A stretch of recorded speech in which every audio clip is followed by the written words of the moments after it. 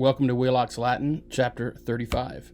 In this chapter, we're going to be looking at new uses of the dative case. We'll be looking at dative used with special adjectives, as well as dative with special verbs and dative with compound verbs. Let's take a look at dative with some specific adjectives. Now, there are some adjectives, particularly those adjectives that involve quality or attitude or relation, which naturally require a dative noun to indicate the direction to which it applies. These adjectives are normally followed by a to or for when we translate it into English. For instance, similar to, friendly to, or friendly toward, useful to, etc. You can see how these adjectives just naturally need or require the preposition to or for immediately after it. And nota bene here, the dative case, if you remember, indicates direction. For example, when we use the dative case in the indirect object, the dative indicates the direction towards which the action is being done. For example, in this English sentence, the boy gave a flower. Flower is your direct object, and he gave the flower to the girl. To the girl is the direction towards which the flower was given. So that's the indirect object. That's the basic function of most uses of the dative case. It's the direction towards something and deals with relationship or quality. Now here's some examples of the dative with these adjectives. Here we have mors est similis somno. Somno is in the dative case. So mors est similis, death is similar to sleep, somno. So death is similar to sleep. So the adjective similar just begs to have a dative noun following it. Here, somno, to sleep. Death is similar to sleep.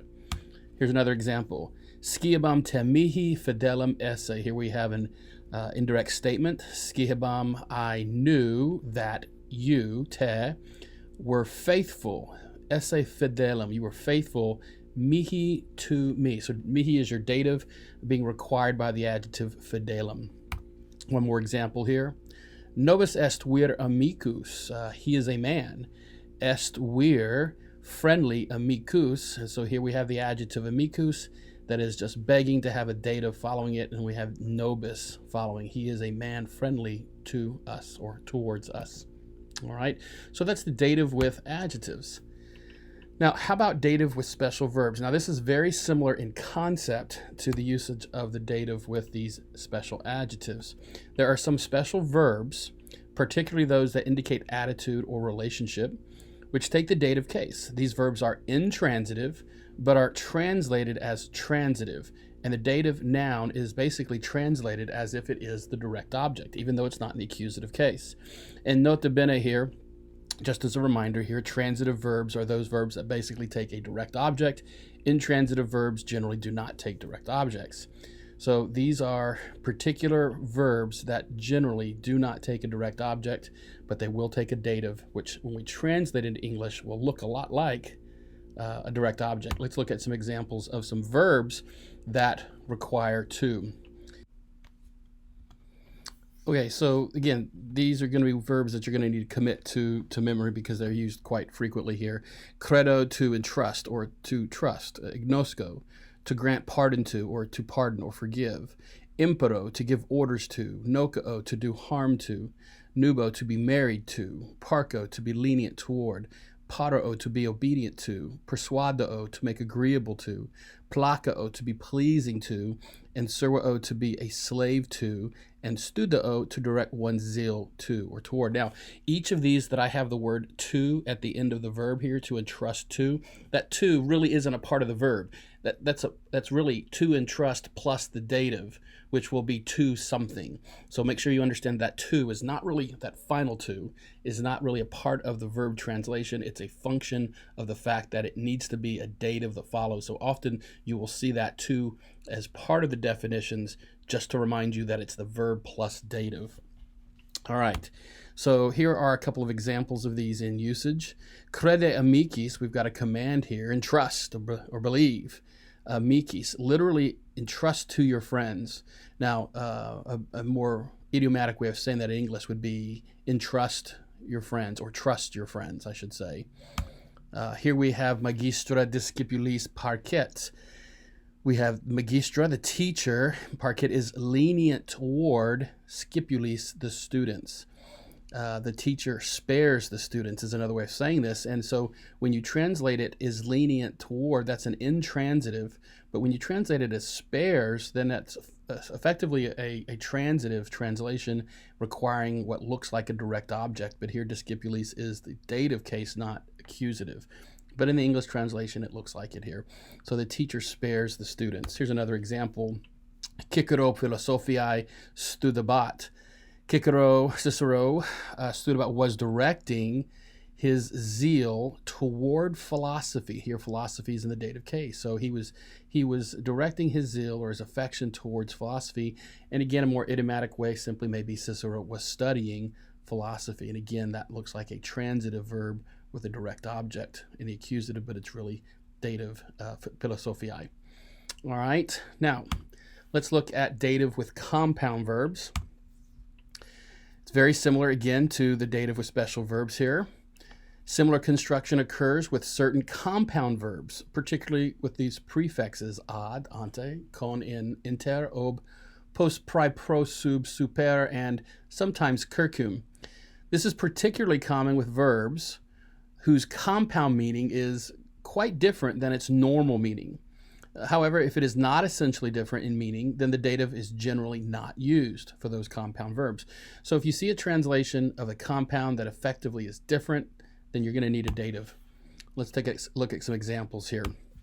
We have sequor. That basically means I follow him, and you can see the dative, the accusative case here. I follow him.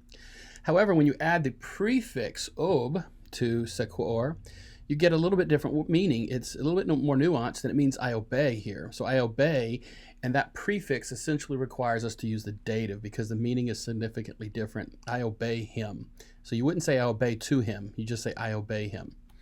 Here we have next sum amicus vis. I am his friend. So with sum here, it's just going to take the accusative amicus, I am his friend. But when you add the prefix ad to sum, it becomes something a little bit different. I support amico, him. So you wouldn't say I support to him. You simply translate it as basically a direct object. I support him. And then one more example of a verb whose meaning is not essentially different in the compound form. Adenosuanet, he came to us. But adnos adwenet. Adwenet is not significantly different than wenet. It basically still means came. So you would translate this, he came to us, and it requires the accusative with the preposition ad. You would not use a dative. All right. Now, one more unique thing about dative with compound verbs. Sometimes a compound verb can take both an accusative direct object, but it will also have a dative, which will essentially function as the object of the preposition that prefix is on the beginning of that compound verb. Let's look and see what I mean by this here. Here we have exercitui praeposui. I put him in charge of the army. So posui means to be put or placed. I put him, so that is your direct object. That's in purple here. So the direct object of posui is However, the preposition pri, the prefix that is in front of posui is effectively a preposition to be in charge of, or literally it means to be in front of. And then you've got exercitui, which is your dative, in front of the army. So I put him in charge of the army. So we have both a direct object in the accusative and a dative object of the preposition. Here's another example. Amicitiae pecuniam praeposui. So again, posui is essentially a verb. Where did it go? There it is. And the direct object is pecuniam. I preferred money. And then we have the prefix pri, or preposition here. And the object of that preposition is going to be the dative amicitiae. I preferred money to friendship. So it's a special function here of dative with some compound verbs. If you need to, go back and rewatch this video to make sure you understand it. Of course, make sure you study your vocabulary. We will have a quiz later on.